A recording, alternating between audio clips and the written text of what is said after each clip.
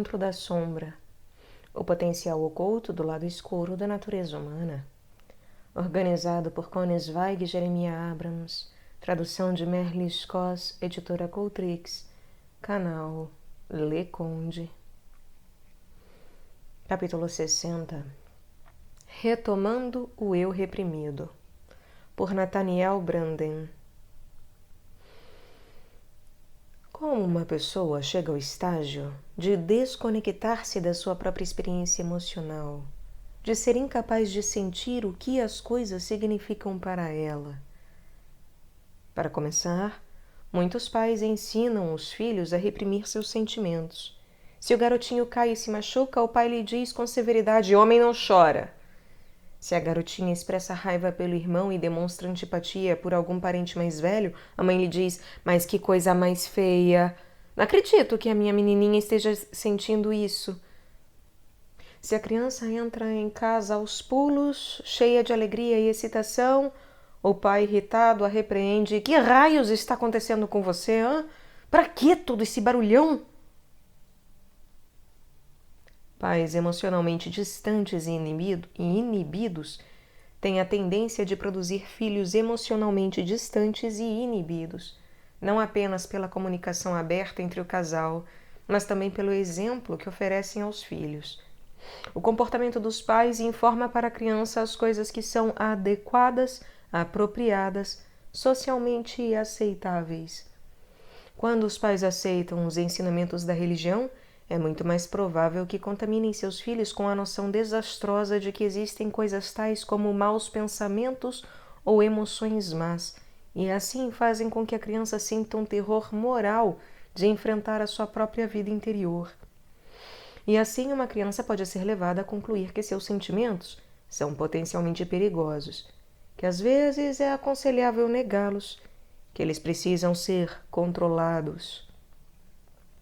O resultado final desse esforço em controlar é que a criança aprende a reprimir seus sentimentos, ou seja, ela deixa de experimentá-los.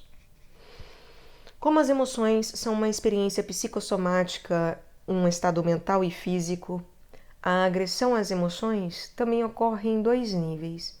No nível psicológico, a criança deixa de admitir ou de reconhecer os sentimentos indesejados. Ela, com muita rapidez, desvia deles sua percepção consciente. No nível físico, ela cria tensão em seu corpo, induz tensões musculares que têm o efeito de parcialmente anestesiá-la e entorpecê-la para que não sinta com tanta intensidade o seu próprio estado interior. Como no caso da criança que enrijece os músculos da face e do peito e corta a respiração para poder apagar o conhecimento de que está ferida. É desnecessário dizer que esse processo não ocorre por uma decisão consciente e calculada.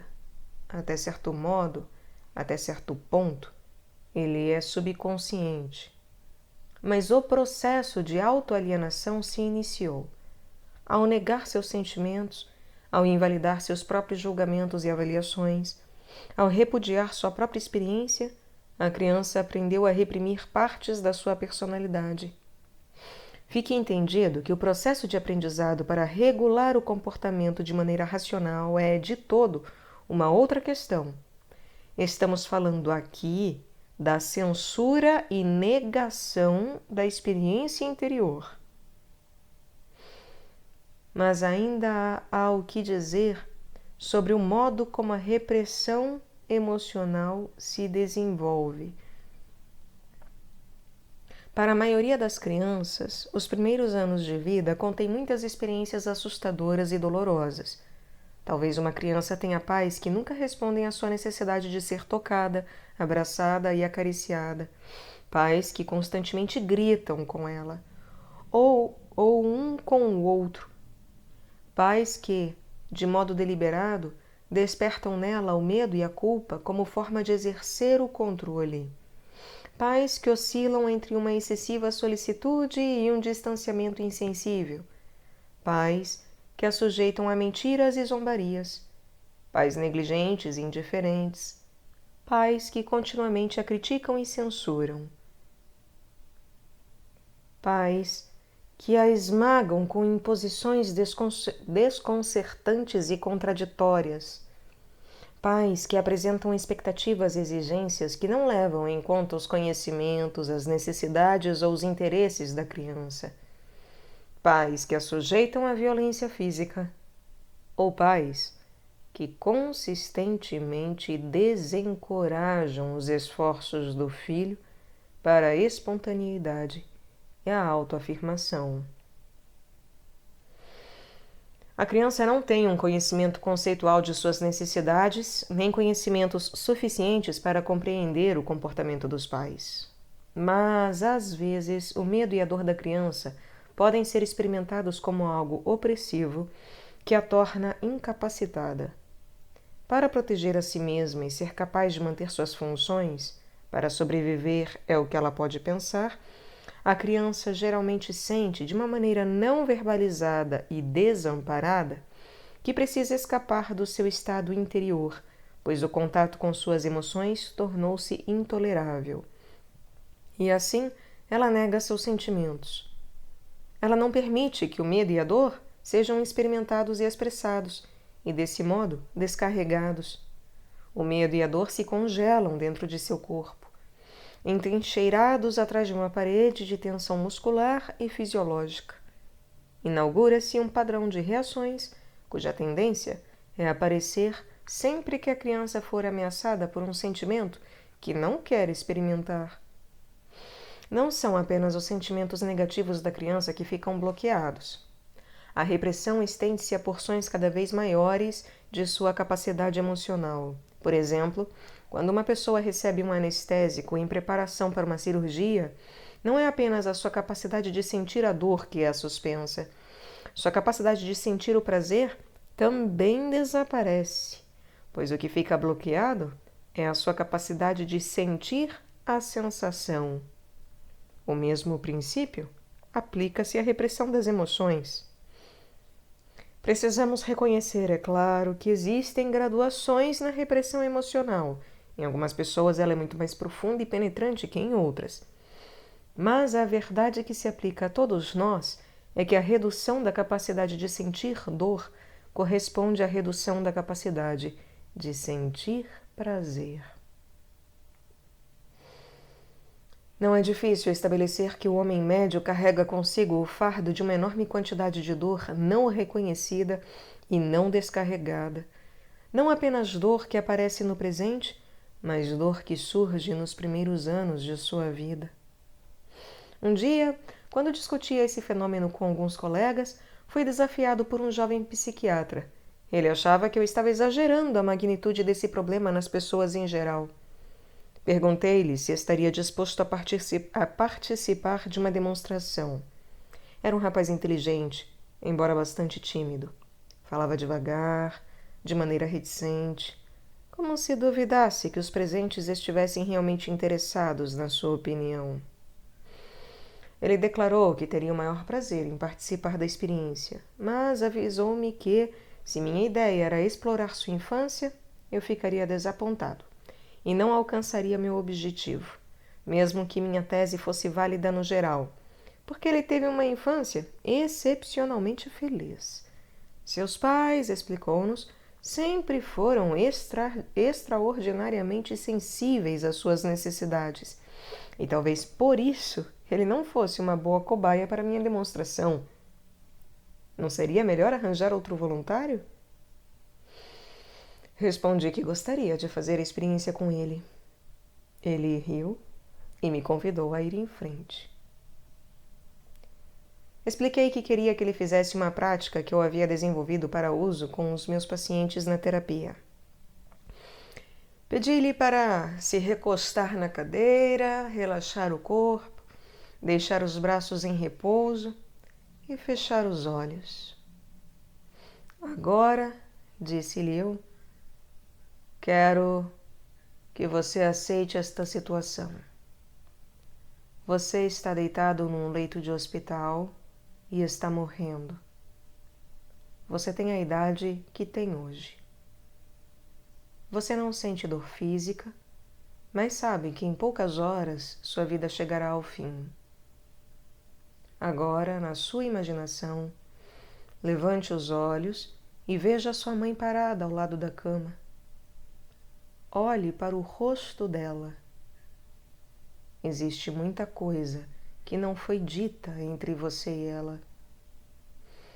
Sinta a presença de todas as coisas que não foram ditas entre vocês, todas as coisas que você nunca disse a ela, todos os pensamentos e sentimentos que você nunca lhe expressou.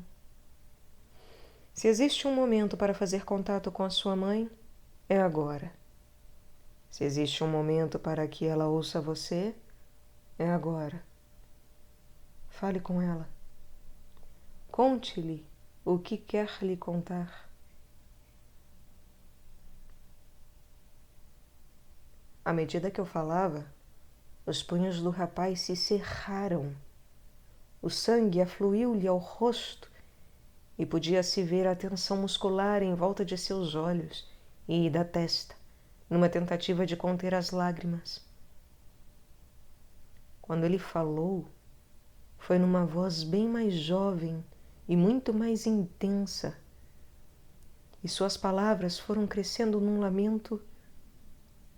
Quando eu falava com você, por que você nunca me ouvia? Hein? Por que você nunca prestava atenção em mim? Nesse ponto impedi-o de continuar, embora estivesse evidente que ele tinha muito mais a dizer. Eu não desejava levar a demonstração mais longe porque isso significaria invadir a sua privacidade. Aquela não era a ocasião para fazer psicoterapia e eu não tinha solicitado a fazê-la. E eu não tinha sido solicitado a fazê-la. Mas teria sido interessante sugerir a esse rapaz a possível relação entre a frustração de sua necessidade de ser ouvido enquanto criança e a personalidade extremamente reservada enquanto adulto.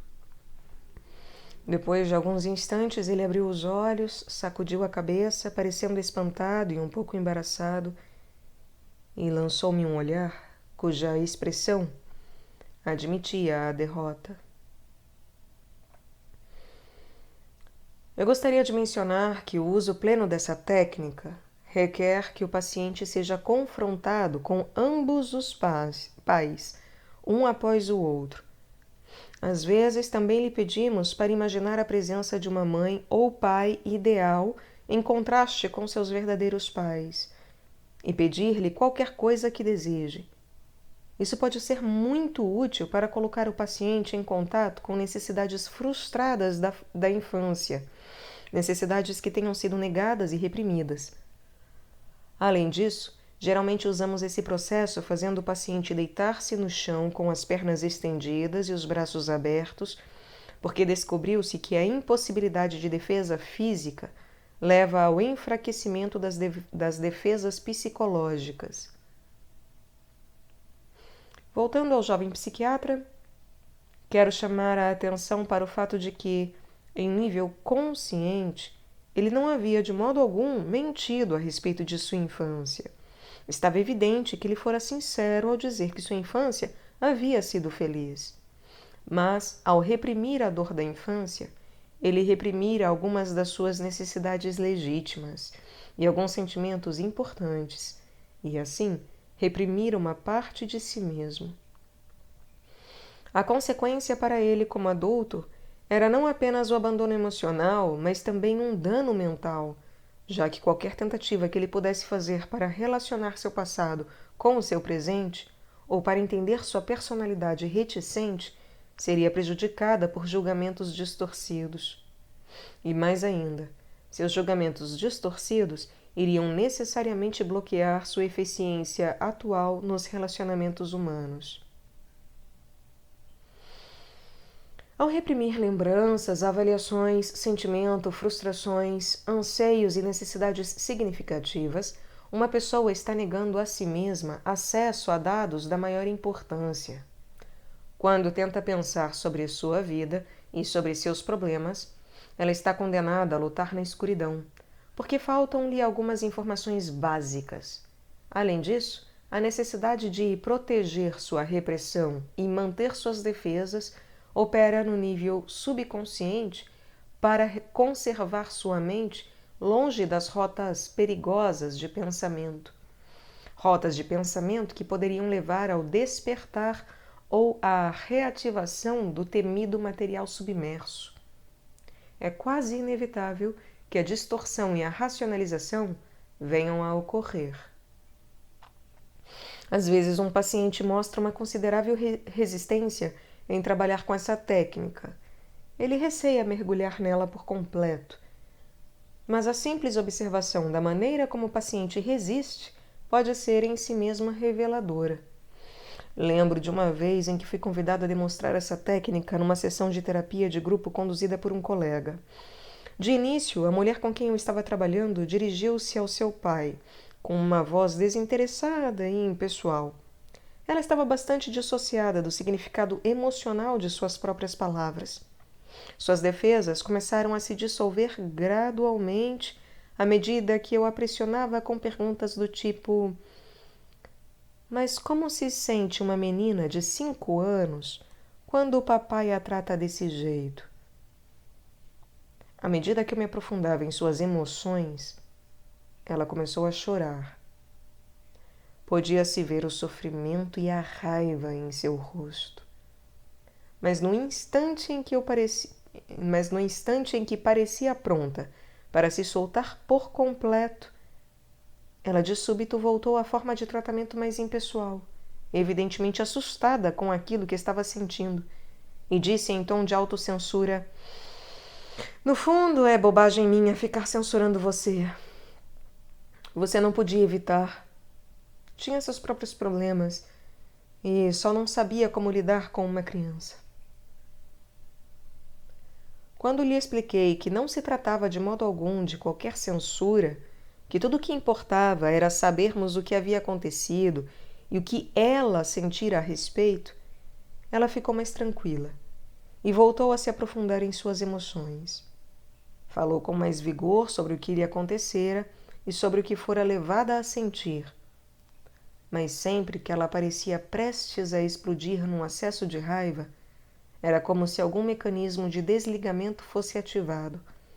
Sua voz impessoal retornava e ela voltava a apresentar desculpas para justificar o tratamento que havia recebido.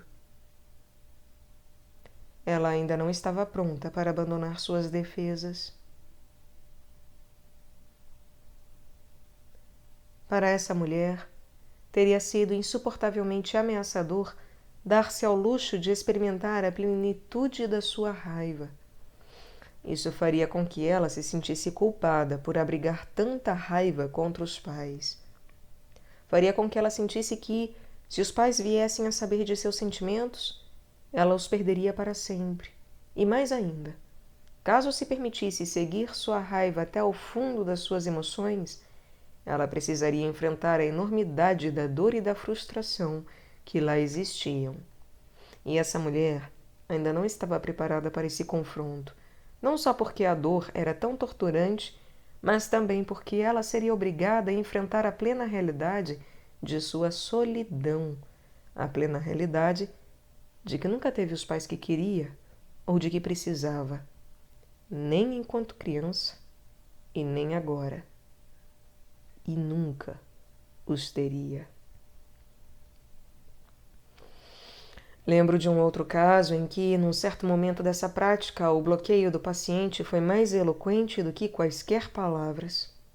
Esse bloqueio ocorreu 1 mês depois que o paciente, um homem de 20 e poucos anos, começou a fazer terapia de grupo. Em termos físicos, ele foi uma das pessoas mais tensas e rígidas com quem jamais trabalhei. Queixava-se principalmente de uma absoluta incapacidade de sentimentos e de não saber o que queria da vida ou qual carreira a seguir. Disse-me que era incapaz de chorar. Quando começamos a prática, ele falou do pai com uma voz suave e tímida, descrevendo o medo que sempre sentira diante do distanciamento e da severidade inflexível do pai. Sugeri que às vezes era possível que um rapaz sentisse raiva de um pai tão cruel. Seu corpo todo tremeu e ele gritou: não posso falar disso. O que aconteceria, perguntei-lhe, se você dissesse ao seu pai que sente raiva dele, hein? Com o rosto subitamente coberto de lágrimas, ele gritou: Tenho medo dele. Tenho medo do que ele vai fazer comigo. Ele vai me matar. Seu pai morrera há cerca de 20 anos, quando meu paciente tinha 6 anos de idade. Nas semanas que se seguiram, não voltei a lhe pedir para executar essa prática. Em geral, eu apenas deixava que ele observasse enquanto eu trabalhava com os outros membros do grupo. Mas agora, ele chorava em quase todas as sessões, à medida que observava os outros pacientes a enfrentar, um a um, as experiências traumáticas de seus tempos de infância. Cada vez mais, ele tornou-se capaz de lembrar e de falar sobre os acontecimentos de sua infância e de fazê-lo com envolvimento emocional. Com o passar das semanas, podia-se observar o crescente relaxamento do seu corpo, a gradual dissolução das tensões e o despertar da sua capacidade de sentir. À medida que se permitia experimentar as necessidades e as frustrações que havia reprimido, ele descobria dentro de si desejos, reações e aspirações que até então lhe eram desconhecidos. Poucos meses depois, renasceu sua paixão, há muito reprimida, por uma determinada carreira.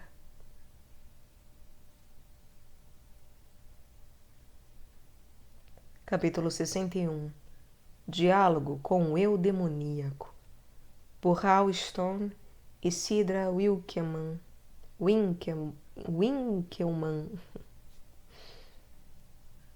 Quando estamos aprendendo a lidar com as energias demoníacas, um princípio básico deve ser seguido. A maneira de trabalhar com as energias instintivas reprimidas que se tornaram demoníacas é esperar um pouco antes de começar o trabalho com elas. Primeiro, é essencial que trabalhemos durante um considerável período de tempo com os eus primários que temem as energias demoníacas e se opõem a elas. Os eus primários têm estado nos protegendo contra as energias demoníacas desde a primeira infância, porque eles percebem como elas são perigosas. As energias demoníacas continuarão a ser perigosas até o momento em que o ego consciente for capaz de lidar com elas tão bem quanto lida com os eus mais controlados e racionais. Também é fundamental que o terapeuta evite deixar-se seduzir pelo paciente que pede: quero trabalhar com meu lado demoníaco.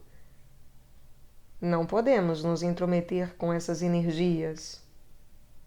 Trata-se de um paradoxo, bem percebemos, afirmar que a chave para explorar as energias demoníacas é não explorá-las.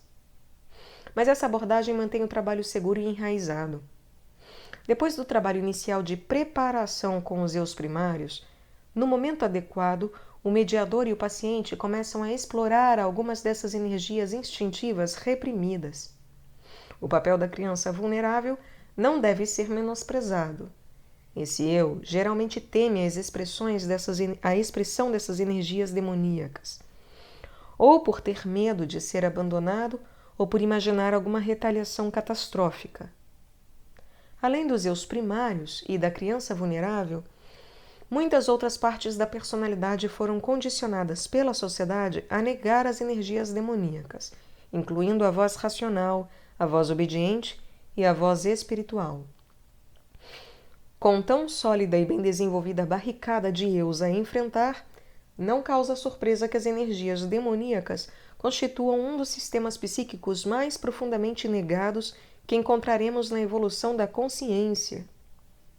Quanto mais energia investimos em manter aprisionadas essas energias, tanto mais nos drenamos em termos físicos e psíquicos. Os bosquímanos africanos têm um provérbio: nunca adormeça no self, pois isso quer dizer que há um animal de grande porte nas proximidades. A primeira vez que ouvimos esse provérbio, contado por Lauren van der Post, ficamos espantados com suas implicações psicológicas. Com a maior frequência, a exaustão e a fadiga são o resultado de fortes instintos animais que estão sendo reprimidos. Trabalhamos com uma mulher para quem o provérbio dos bosquímanos provou ser literalmente verdadeiro.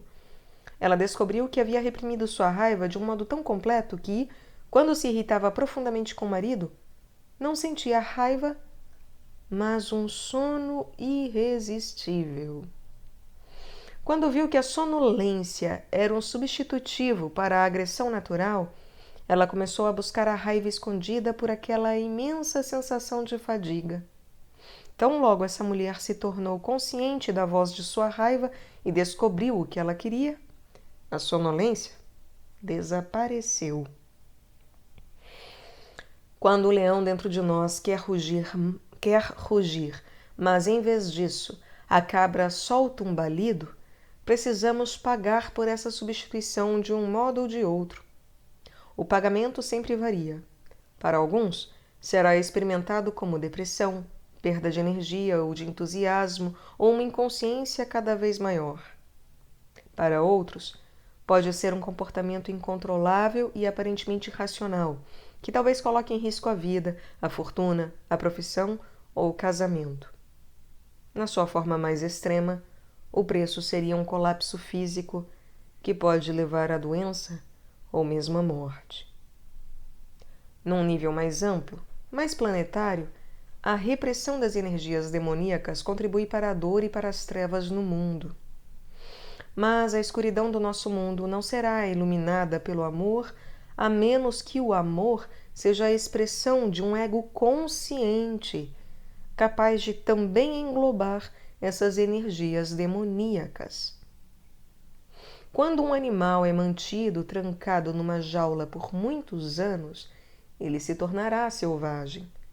Se a porta da jaula for aberta de um modo descuidado, o animal sairá numa exploração de fúria. Esse comportamento fará seu tratador concluir com muita razão que o animal é perigoso por natureza. Mas não é necessariamente assim. O perigo que o animal representa é, pelo menos em parte, resultado do longo aprisionamento. O mesmo ocorre com a nossa vida instintiva. Aqueles eus que temem o instinto ajudam a encerrar nossas energias instintivas numa jaula, onde elas finalmente se tornarão demoníacas. De tempos em tempos, essas energias irrompem de uma maneira brutal. O tratador dos instintos dentro de nós nos informa que essa brutalidade é uma prova de que os animais dentro de nós são maus. Se dermos ouvidos ao tratador, forçaremos os nossos animais, a nossa natureza instintiva, a voltar para dentro da jaula.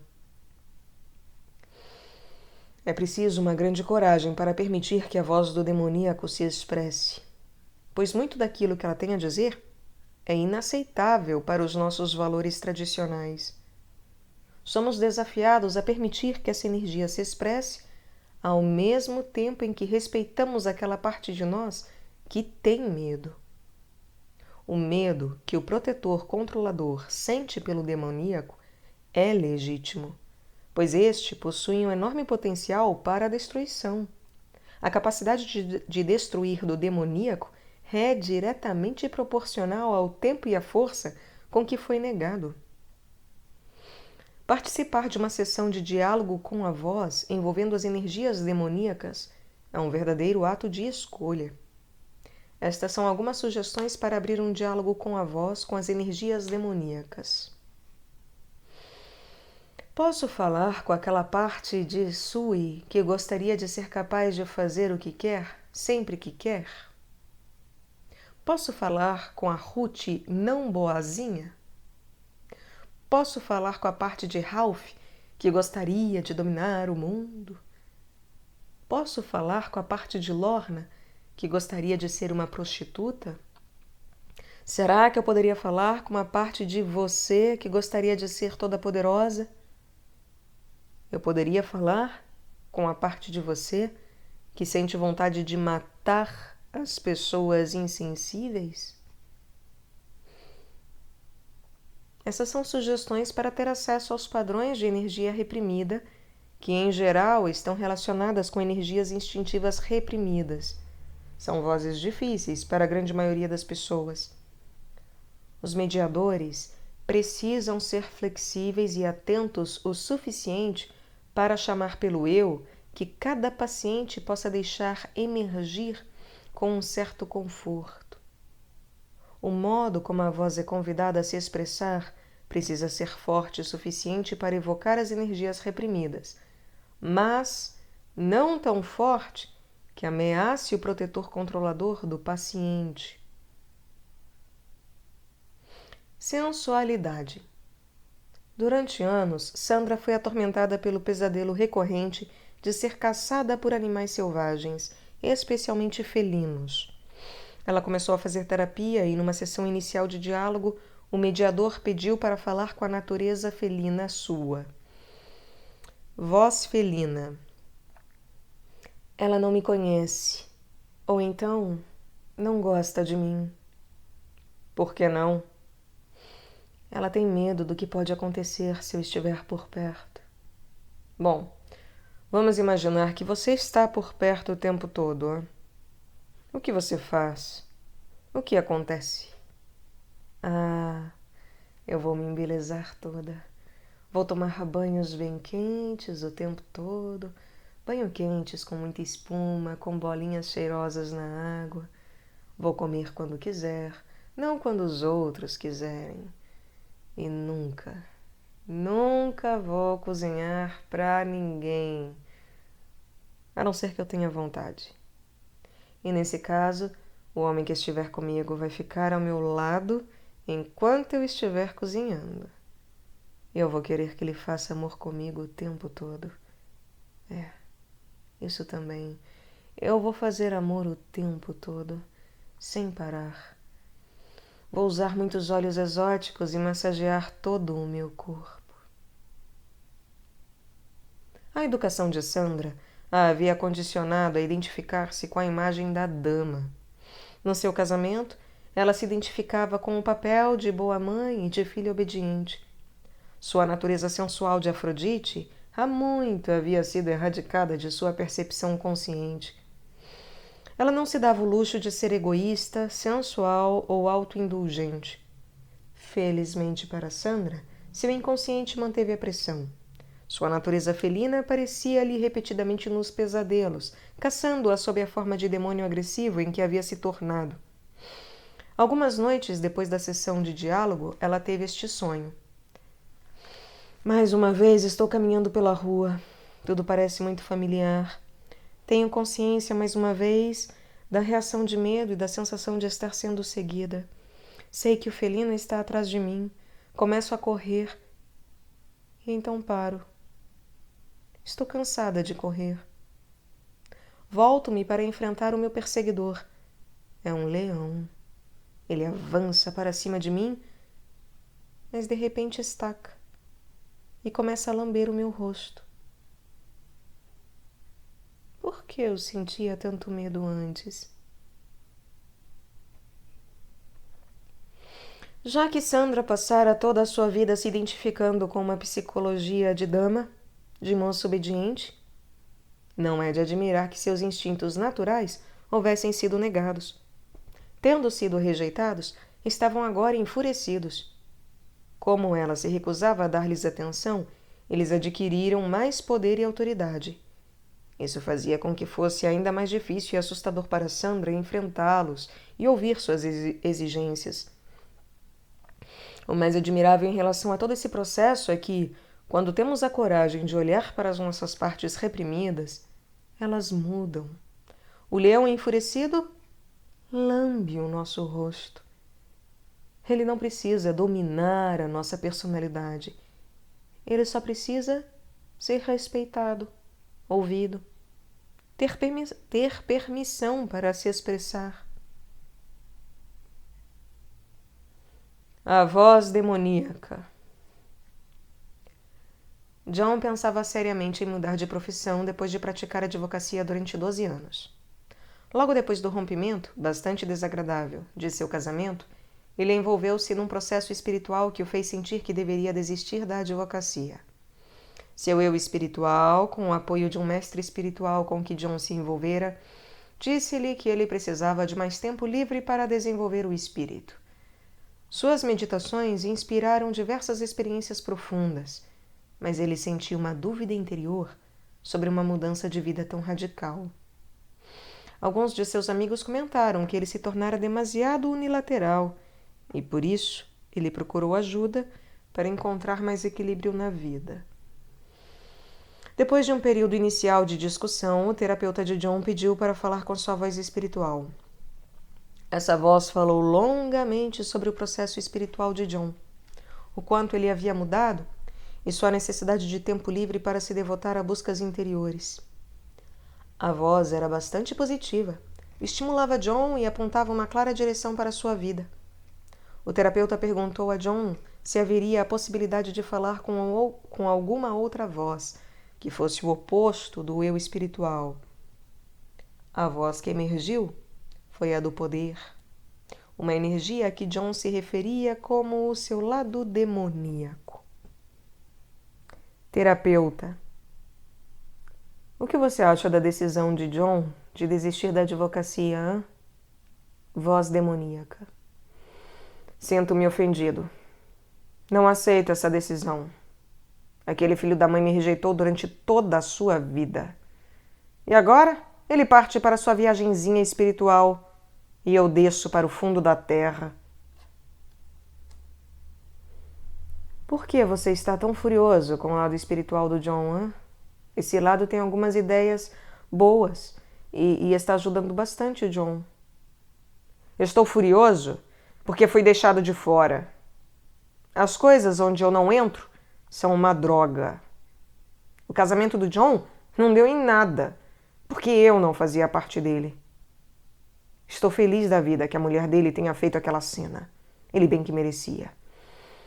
Ele sempre foi o anjo e ela era a cadela. Isso acontecia porque eu estava enterrado lá no fundo.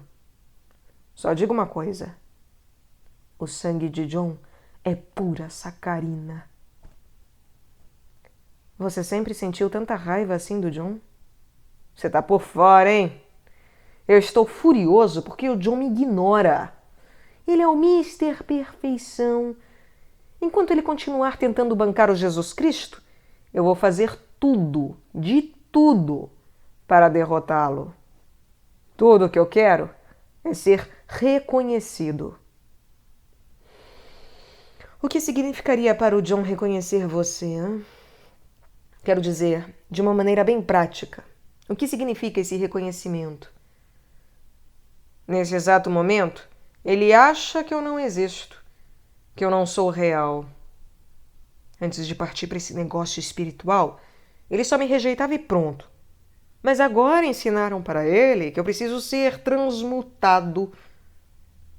Como é que você iria se sentir se cada vez que você se expressasse, alguém tentasse transmutar você em algo melhor ou mais elevado, hã? É insultante. Bem, eu ainda não tenho certeza do que isto iria significar num nível bem prático. Eu não gosto da passividade de John com a mulher dele. Ela controla tudo o que se refere aos filhos. Ele acha que, se for gentil, tudo vai melhorar. Bom, não está melhorando. Está piorando. E antes que ele assine o acordo da partilha dos bens, eu sugiro que ele me ouça. O Mister Perfeição está dando para ela 10 vezes mais do que devia. Eu também não gosto de algumas das pessoas deste grupo. Eu gostaria que o John me ouvisse, me levasse a sério, respeitasse aquilo que eu tenho para dizer. A voz demoníaca de John era como um animal enjaulado, cheia de força e energia resultantes de toda uma vida de rejeição. O casamento de John acabou em desastre, em parte porque ele forçou a esposa a carregar o lado demoníaco dele. Já que John era incapaz de mostrar sua raiva, negatividade ou egoísmo, tornou-se necessário que ela expressasse essas qualidades. E quanto mais a esposa se identificava com esses padrões, Mais profundamente, o próprio John se deslocava para uma identificação com seus eus pacíficos e amorosos. Logo, tornou-se evidente para todos que a esposa era o demônio e John, o bom rapaz. E como é frequente que nossos companheiros e parceiros vivam os nossos eus reprimidos dessa maneira. John havia se deslocado com demasiada facilidade para a via espiritual. Esse era um caminho natural para que ele expressasse sua natureza amorosa e positiva.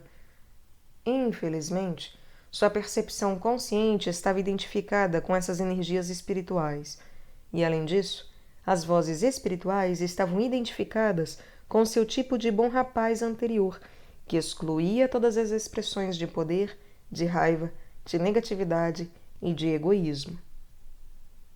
Não é de espantar que essa voz estivesse enfurecida. É preciso muita coragem para enfrentar nossos padrões demoníacos reprimidos. As energias desses eus viveram em isolamento por anos, como leprosos escorraçados pela sociedade normal. Quando encontramos pessoas que incorporam essas qualidades, nós, se possível, as evitamos. Aos nossos olhos, elas são condenáveis. Como é fácil e, no entanto, como é difícil dar o próximo passo e reconhecer que as pessoas que não conseguimos suportar são claros reflexos daquelas partes rejeitadas de nós mesmos.